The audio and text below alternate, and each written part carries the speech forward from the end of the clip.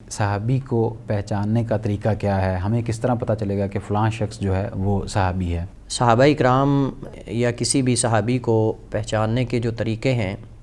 یا شروط بھی آپ کہہ سکتے ہیں وہ مختلف ہیں۔ سب سے پہلی بات تو یہ ہے کہ اس شخص کے بارے میں تواتر کے ساتھ احادیث موجود ہوں۔ تواتر سے مراد یہ ہے کہ بہت سارے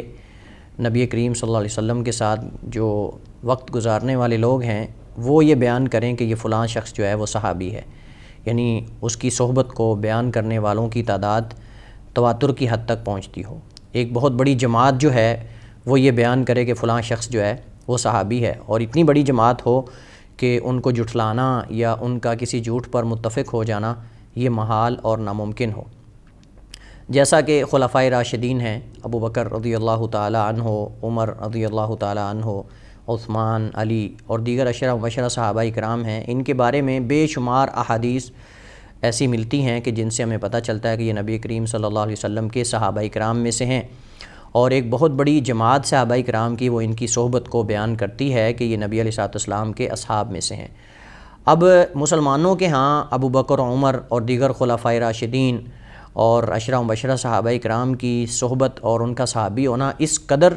معروف ہے اور اس قدر کثرت سے یہ احادیث میں ان کا بیان ہوا ہے کہ اگر کوئی بندہ آج اس چیز کا انکار کرتا ہے تو وہ جھٹلایا جائے گا۔ یعنی اگر کوئی بندہ یہ کہتا ہے کہ ابو بکر رضی اللہ تعالیٰ عنہ تو یہ اس نام سے کوئی بندہ صحابہ میں ہے ہی نہیں،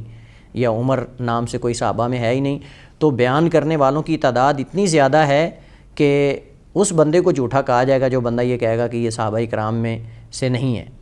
حالانکہ ان کے بارے میں بے شمار احادیث وارد ہوئی ہیں۔ دوسرا طریقہ یہ ہے کہ کسی صحابی کی صحبت یا اس کے صحابی ہونے کو بیان کرنے والی جماعت اتنی زیادہ تو نہ ہو جتنی پہلی قسم کے لوگوں کی صحبت کو بیان کرنے والی جماعت ہے، لیکن پھر بھی وہ عام ایک یا دو نہیں بلکہ کئی افراد ہوں جو یہ بیان کرنے والے ہوں، مثلا 3 یا 3 سے زائد لوگ ہوں جو یہ بیان کریں کہ فلاں شخص جو ہے وہ صحابی ہے، جیسے عکاشہ بن محصن رضی اللہ تعالی عنہ، جن کو اللہ کے نبی علیہ السلام نے جو ہے وہ جنت کی بشارت دی تھی، اور اللہ کے نبی علیہ السلام نے فرمایا تھا کہ 70 جو ہے وہ میری امت کے 70,000 لوگ جو ہے وہ بغیر حساب و کتاب کی جنت میں جائیں گے۔ تو انہوں نے کہا کہ اللہ کے رسول کیا میں بھی ان میں سے ہوں؟ تو آپ نے فرمایا کہ تم بھی ان میں سے ہو۔ تو اب یہ صحابی جو ہے ان کے بارے میں ایک پوری جماعت نے یہ ذکر کیا ہے کہ یہ صحابی ہیں، اور یہ اس روایت کو انہوں نے بیان کیا ہے۔ تیسرا طریقہ یہ ہے کہ کوئی ثقہ تابعی جو ہے وہ یہ بیان کرے کہ فلاں شخص جو ہے وہ صحابی ہے۔ کوئی ثقات میں سے ثقہ جو عادل اور ضابط ہو وہ یہ بیان کرے کہ فلاں شخص جو ہے وہ صحابہ اکرام میں سے ہے، تو اس کی بھی بات کو تسلیم کیا جائے گا، اور اس شخص کو جس کے بارے میں وہ ثقہ تابعی یہ بیان کر دے کہ وہ صحابی ہے تو اس شخص کو بھی جو ہے وہ صحابہ میں شمار کیا جائے گا۔ اسی طرح صحابہ میں سے کوئی ایک صحابی یہ بیان کر دے کہ فلاں شخص جو ہے وہ صحابی ہے۔ صحابہ اکرام میں سے کوئی شخص جو ہے وہ بیان کر دے کہ فلاں شخص جو ہے وہ صحابہ میں سے ہے، جیسا کہ حضرت ابو موسیٰ اشعری رضی اللہ تعالیٰ عنہ نے حمامہ بن ابی حمامہ رضی اللہ تعالیٰ عنہ، اس کے علاوہ بہت سارے صحابہ اکرام نے دوسرے لوگوں کے بارے میں یہ خبر دی کہ فلاں شخص نے اللہ کے نبی علیہ السلام کے پاس آ کر کلمہ پڑھا اور مسلمان ہو گیا، یا آپ کے ساتھ غزوہ کیا، آپ کے ساتھ جہاد کیا۔ اس طرح کی بے شمار مثالیں جو ہے وہ ہمیں ملتی ہیں۔ اور 5واں طریقہ یہ ہے کہ کوئی شخص جو ہے وہ خود بیان کرے کہ میں صحابی ہوں، اور اس کے لیے علماء 2 شرطیں لگاتے ہیں۔ ایک تو یہ ہے کہ وہ شخص جو نبی کریم صلی اللہ علیہ وسلم کے صحابی ہونے کا دعویٰ کر رہا ہے وہ عادل ہو، مطلب کہ وہ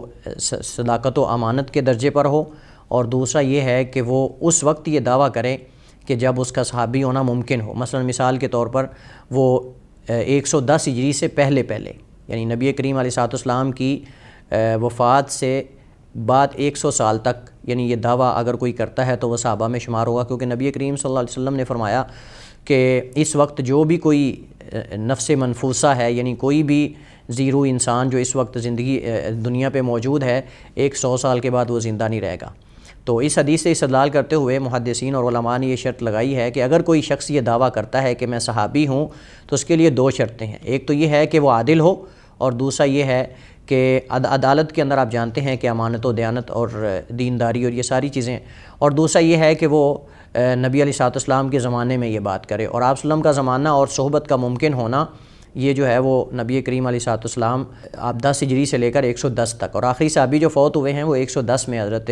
ابو طفیل عمر بن واثلہ الدوسی رضی اللہ تعالیٰ عنہ ہیں، جن کی وفات مختلف اقوال ہیں، بعض کہتے ہیں 100 ہجری میں، بعض کہتے ہیں 107 میں، بعض کہتے ہیں 105 میں، بعض نے 110 کا بھی کہا ہے۔